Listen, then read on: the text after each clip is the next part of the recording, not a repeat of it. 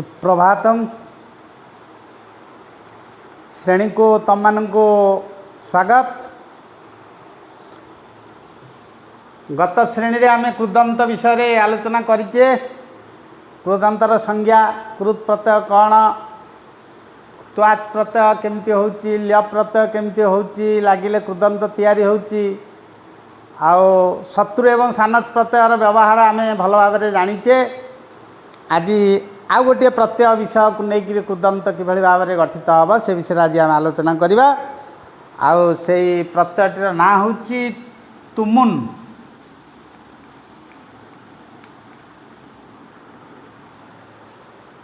जो कृदंतर शेष रु देखिब प्रात तुम उच्चारण होता जमती त प्रत्यय हेले त उच्चारण हम, सानच प्रत्यय हेले आन एवं मान उच्चारण होतिला, एवं शत्रु प्रत्यय हेले अत उच्चारण होतिला। एक कथा तुमको आगु कहा जाइछि। आउ ल्यप एवं त्वाच प्रत्ययर जो कृदंत निष्पन्न हम केमिति ल्यप प्रत्यय य शेष रहुछि प्रविश्य आगम्य जोड़ा विलक्ष्य एभलिया भाव में जमती होतिला य उच्चारण होतिला। ठीक सेमती तुमुन प्रत्यांत कृदंत शेषरु तमे देखिबा तुम थब। जमती गोटे गम युक्तक तुमुन सामान्य गंतुम वर्तमान रहीगला तुम गम तुम गंतुम। हाँ से पर कथा आम जा कौ धातुरे तुमुन प्रत्यय लगिले केमती होची से पर कथा। एबे वर्तमान तुमुन प्रत्यय कौ उद्देश्य रे आमर वाक्य व्यवहार होता है से विषय में आम प्रथम जानवा पड़ो। तेणु जो वाक्य गोटे निमित्तार्थबोधक क्रिया रोथिब असमापिका क्रिया। निमित्तार्थबोधक कौन ना मु पढ़िबा निमित्त जीवी, मु खाइबा पाई जीवी, मु देखिबा पाई जीवी, माने देखिबा पाई एटा होची निमित्तार्थक। ताने निमित्तार्थक असमापिका क्रिया गोटे वाक्य रे थबो एवं दीटा जाक क्रियार कर्ता जणे ही थबो। जेमिति गोटे उदाहरण मु पढ़िबा को जीवी अहं पठितुम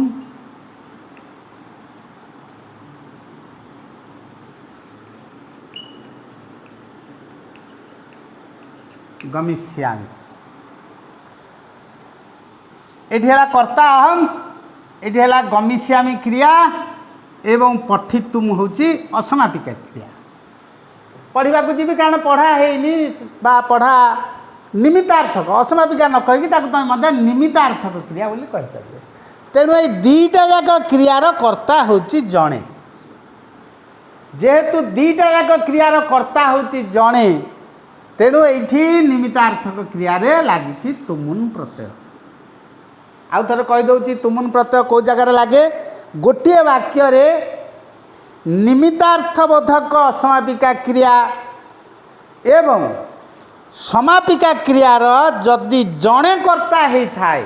देख अहम है जणीय कर्ता, पढ़ा को जीव अहम, जीवाकू जीव मध्य अहम। तेणु ये दीटा जाकर गोटे कर्ता होची। जदि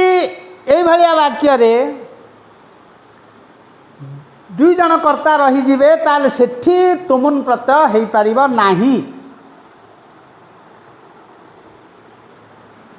उदाहरण दे दउची राम श्यामाय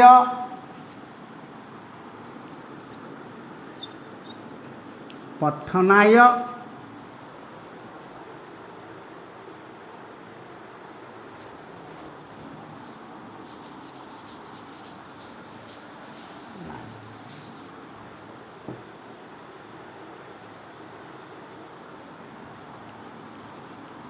हरि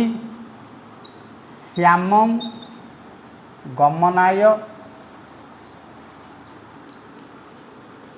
प्रेरयति। दीटा वाक्य को वर्तमान देख अहम पठितुम गमिष्यामि ए वाक्य रे गोटे कर्ता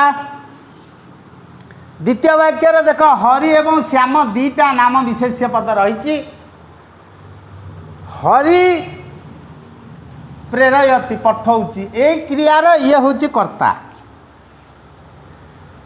किंतु जीवापाई क्रियार कर्ता हूँ किए ना श्याम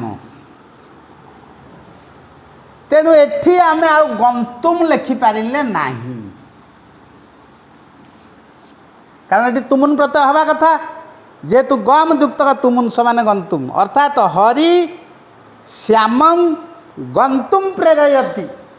हरि श्याम को जीवा को पठौची एठी गंतुम प्रेरयति ए गंतुम पद एठी लागी पारिबो ना ए कृदंत एठी हबो नाही काहे कि हला नहीं ना जेहेतु ए वाक्य रे जोड़े कर्ता रहिले सेइथि जोगु एठी तुमुन प्रत्ययर आवश्यकता नाही तेणु संज्ञा कहिला जो वाक्य रे गोटिए कर्ता थिबो एवं सेई कर्तार दीटा क्रिया थिबे कौन कौन क्रिया ना गोटे समापिका क्रिया थिबो एवं गोटे तार असमापिका क्रिया जोटा होची निमित्तार्थबोधक क्रियाटीए दीटा जाक क्रियार जेते बेले कर्ता जणे होथबो सेते बेले तुमुन प्रत्यय हबो एठी वर्तमान देख दीटा क्रियार कर्ता जणे हो नहीं हरि पठौची ता क्रिया हला से गमनाय जीवापाई एटा हूँ निमित्तार्थक जीवापाई क्या पठाऊँच हरि की नुह श्याम को तेणु ए क्रिया सहित यार किसी नाही एई दृष्टि यह हो पारु नाही तेणु आउ थे मन रखिदवा जे तुमुन प्रत्यांत कृदंत वाक्य ये वाक्य व्यवहार हुए जो वाक्य रे गोटे कर्ता द्वारा दीटा जाक कार्य होता है गोटे समापिका क्रिया कार्य एवं गोटे जोटा असमापिका क्रिया बा जोटा को आमे कहूचे निमित्तार्थ बोधक क्रिया बोली कहूचे निमित्त माने पाई तुमको ओडिया रे कहितिली मु पढ़िबा पाई जीवी खेलिबा पाई जीवी खाइबा पाई आसीबी एमती अनेक कथा किंतु जेतेबेले गोटे वाक्य रे दीटा कर्ता रही एवं ये भलिया जोड़े क्रिया थब गोटे समापिका क्रिया थब आ गोटे निमित्तार्थक क्रिया थब सेठी तुमुन प्रत्यय व्यवहार हो पार नाही से जगार कौन हम ना अलगा हो एठी कौन हो ना चतुर्थी हम केमी तुम प्रकृति जो जिते विभक्ति पढ़ तुम लोपे चतुर्थी केमी होची से कथा तुम पढ़ जो विभक्ति जान बर्तमान से विषय जाना दरकार नहीं कि मन रख एठी तुमुन प्रत्ययर आवश्यकता हम ना जदि एभली वाक्य लिखाज हरि श्याम गंतुम प्रेरयते वाक्य भूल तेणु मन रख से हम हरि श्याम गमनाय प्रेरयत ये जदि आम लिखा अहम पठनाय गमिष्यामि ये भी भूल हम कारण एठी जेहेतु गोटे कर्ता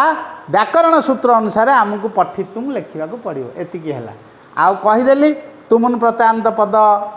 वाक्य कौटी व्यवहार हम तुम जान एवं तुमुन शेष तुम केमती रोची तुम जान ये पठितुम ये गंतुम आम लिखीचे जोड़े उदाहरण देचे बर्तमान आउ कि उदाहरण देदेले तुम मैंने सहजरे ताकू बुझीपार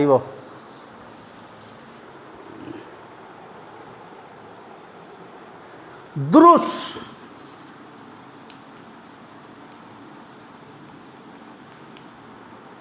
नी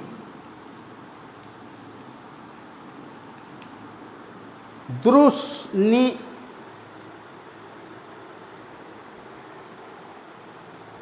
श्रु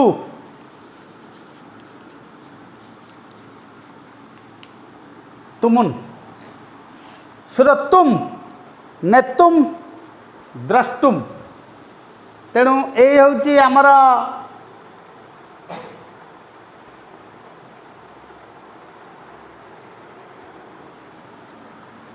राम श्याम पठितुम अवदत् राम श्याम को पढ़ा को कहला कहला देखिए वाक्यटी ठीक अच्छी ना भूल अच्छी भूल अच्छी कहीं भूल अच्छी ना वाक्य जोड़िए कर्ता अच्छी राम कर्तार क्रिया हूँ कहला एवं पठितुम जो असमापिका क्रिया वर्तमान आम कहूचे जो निमित्तार्थक क्रिया यार कर्ता हूँ श्याम तेणु ए वाक्य पठितुम नहे कौन हम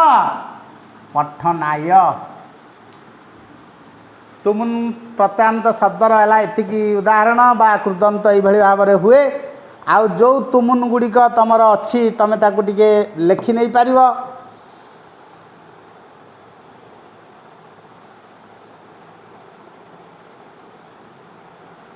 जीवी युक्त का तुमुन सामान्य जीवी तुम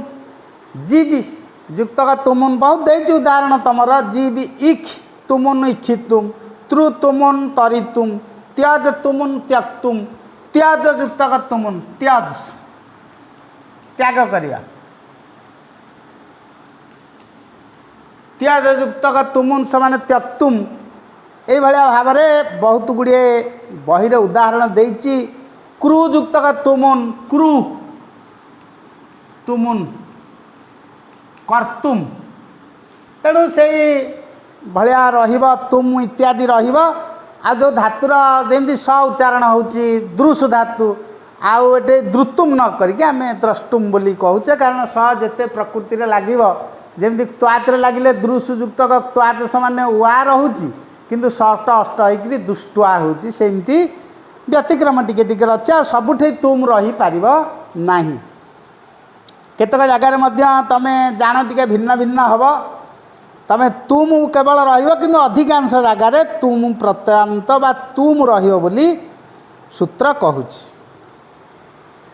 तेणु एबे तुमुन प्रत्यय विषय बोधे आ कि सन्देह न मैं आशा करुच्ची वाक्य व्यवहार हुए जो वाक्य साधारणतः कौन थाए ना आमर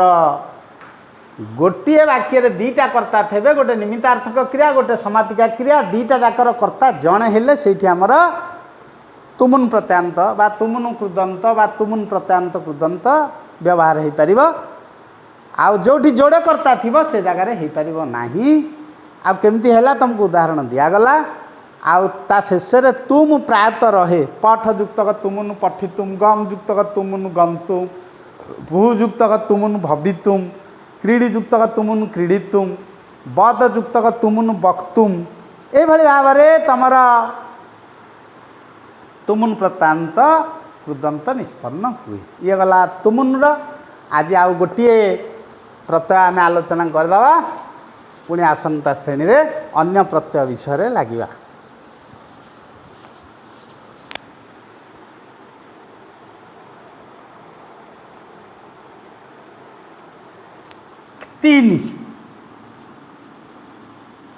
तीन प्रत्यांत कृदंत विषय बर्तमान आम जाना भाव अर्थ होता है टिके लिखिनि भाव अर्थ प्रात विशेष्य पद भाव व्यवहार होता है आओ प्रात तीन प्रत्यांत पद गुड़िक स्त्रीलिंग स्त्रीलिंग भाव में व्यवहार हुए स्त्रीलिंग तीन प्रत्यांत पद आउ तीन प्रत्यांत जोड़ी थव ता शेष उच्चारण हम ती तेणु एते आउ संदेह करिवार किछि नाही या विशेष्यवाचक मुझे तुमको कही आ मती शब्दर रूप परी हम कौ शब्द मती शब्द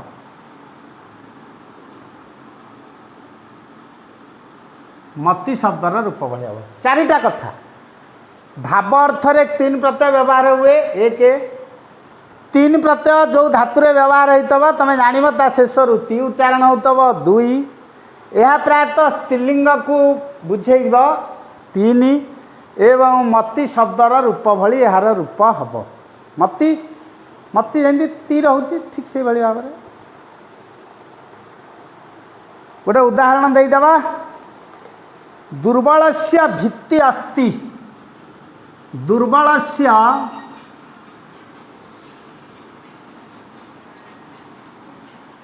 देखिए आगे कहला तुमको जो सूत्र दिगला ता भितर एथेर कौटा तुमुन प्रत्यांत कृदंत बा तुमुन लगी कृदंत पद कह किसी ना आखि बुझी कह ती जदि जो अच्छी भित्ति भित्ति तेणु भित्ति केमी हम ना भी धातु कि प्रत्यय तीन प्रत्यय हो गले भित्ति हो गला।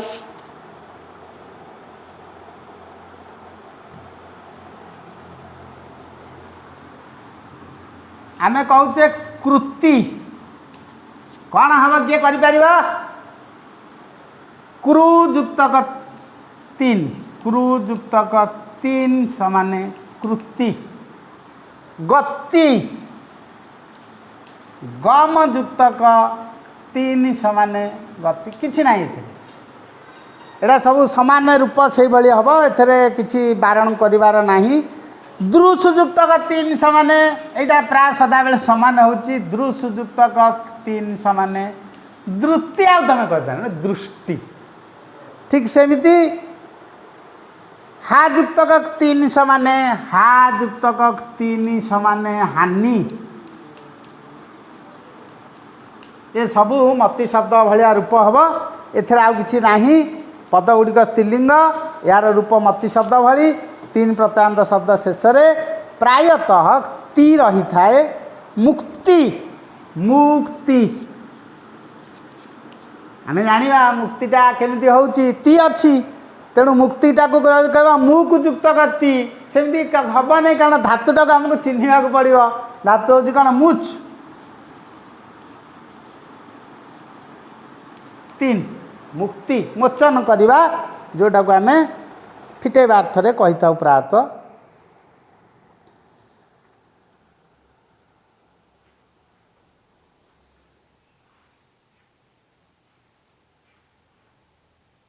शक्ति शक जुक्तक तीन समान शक्ति तेणु सबुठी प्राय तीन प्रत्यय ये भाव में तुम देखिपर से किसी कष्ट जिनिस नहीं तुम पाई उक्ति ग्लानि स्तुति स्तुजुक्तक तीन समान स्तुति स्तुजुक्तक तीन समान स्तुति स्तुति करवा तेणु आउ तुमनु प्रत्ययर प्रत्यांत कृदंतर किसी न थाए तेबे एबे तमे आज दिन में जोड़िए कृदंत विषय जानिल तीन प्रत्यांत युक्त जार शेष ती रोचे भावार्थरे व्यवहार होची स्त्रीलिंग रूप मति शब्द भली उदाहरण दे दिखाई कृति भित्ति शक्ति इत्यादि हानि